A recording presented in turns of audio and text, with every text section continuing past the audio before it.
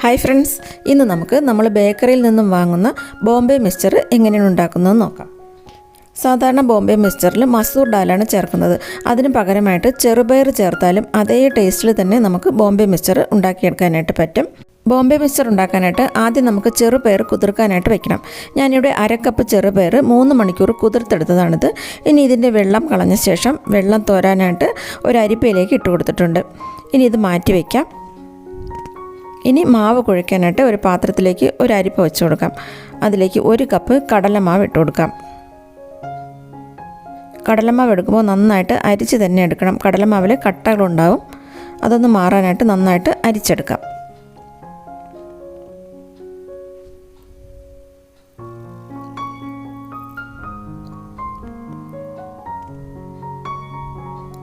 കടലമാവ് നല്ലപോലെ അരിച്ചെടുത്തിട്ടുണ്ട്. ഇനി ഇതിലേക്ക് അരിപ്പൊടിയാണ് ചേർക്കേണ്ടത്. നല്ല നൈസായിട്ടുള്ള അരിപ്പൊടി എടുക്കണം. നമ്മൾ പത്തിരിക്കും ഇടിയപ്പത്തിനുമൊക്കെ എടുക്കുന്ന അരിപ്പൊടിയാണിത്. അത് 2 ഗ്ലാസ് ചേർത്ത് കൊടുക്കാം. കടലമാവ് എടുക്കുന്നതിൻ്റെ ഇരട്ടി അരിപ്പൊടി വേണം എടുക്കാൻ.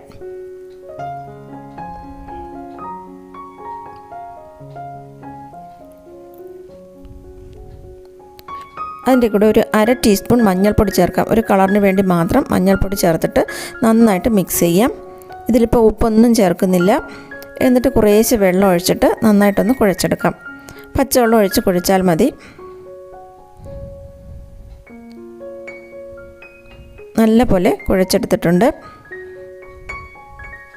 ഇനി സേവാനാഴിയുടെ ഏറ്റവും ചെറിയ ഹോളുള്ള ചില്ലിയാണ് എടുക്കേണ്ടത്. തീരെ നൈസായിട്ട് വേണം ഇത് പിഴിഞ്ഞെടുക്കാനായിട്ട്. സേവാനാഴിയിലേക്ക് മാവ് വെച്ച് കൊടുക്കാം.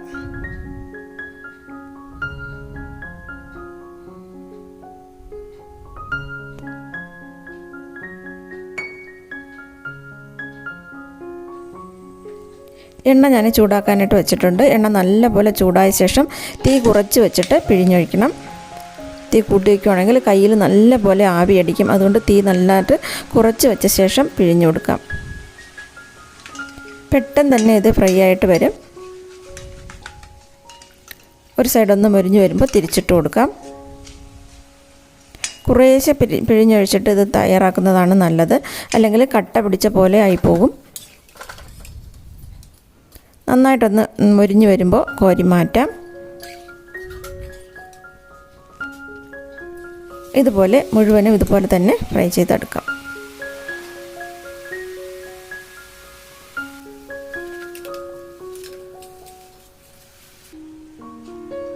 രണ്ട് സൈഡും മുരിയുമ്പോൾ കോരി മാറ്റാം.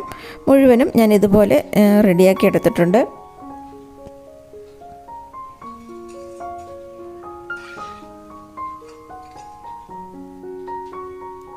ഇനി അതേ എണ്ണയിലേക്ക് തന്നെ നമ്മുടെ പയർ അരിപ്പയിലേക്ക് ഇട്ട് വെച്ച പയറാണ്, അതിട്ട് കൊടുക്കാം.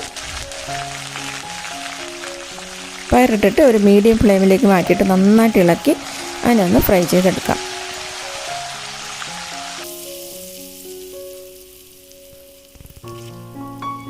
ഇതിൻ്റെ പതയെല്ലാം ഒന്ന് മാറിയിട്ട് എണ്ണയിലുള്ള പതയൊക്കെ ഒന്ന് മാറി വരും. ഇത് റെഡിയായി വരുമ്പോൾ പതയെല്ലാം ഒന്ന് മാറി വരും. ഈ ഒരു കളറിലാവുമ്പോഴത്തേക്കും കോരി മാറ്റാം.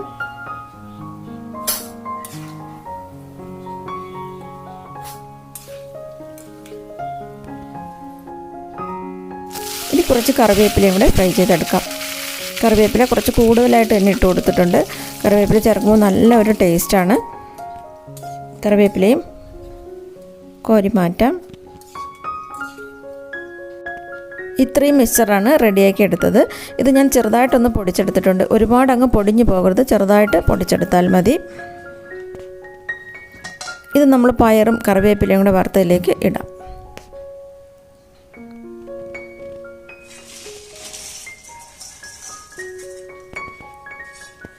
എന്നിട്ട് നന്നായിട്ടൊന്ന് മിക്സ് ചെയ്യാം.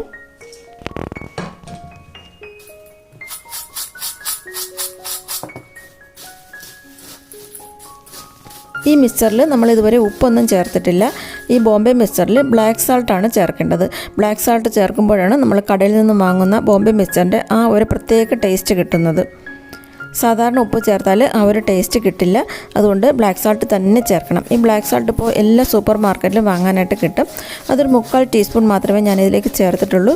കൂടുതലായിട്ട് ചേർക്കുകയാണെങ്കിൽ ഇതിൽ കൂടുതലായിട്ട് ഉപ്പിൻ്റെ ടേസ്റ്റ് ഉള്ളതാണ്. അപ്പോൾ കുറച്ച് മാത്രം ചേർത്തിട്ട് നോക്കിയിട്ട് വേണമെങ്കിൽ വീണ്ടും ചേർത്ത് കൊടുത്താൽ മതി. ഇതാ നല്ല മൊരാന്ന് നല്ല ടേസ്റ്റി ആയിട്ടുള്ള ബോംബെ മിക്സ്ചർ ഇവിടെ റെഡി ആയിട്ടുണ്ട്. ഈ വീഡിയോ ഇഷ്ടമായെങ്കിൽ ലൈക്ക് ചെയ്യാനും ഷെയർ ചെയ്യാനും ചാനൽ സബ്സ്ക്രൈബ് ചെയ്യാനും മറക്കരുത്. Thanks for watching.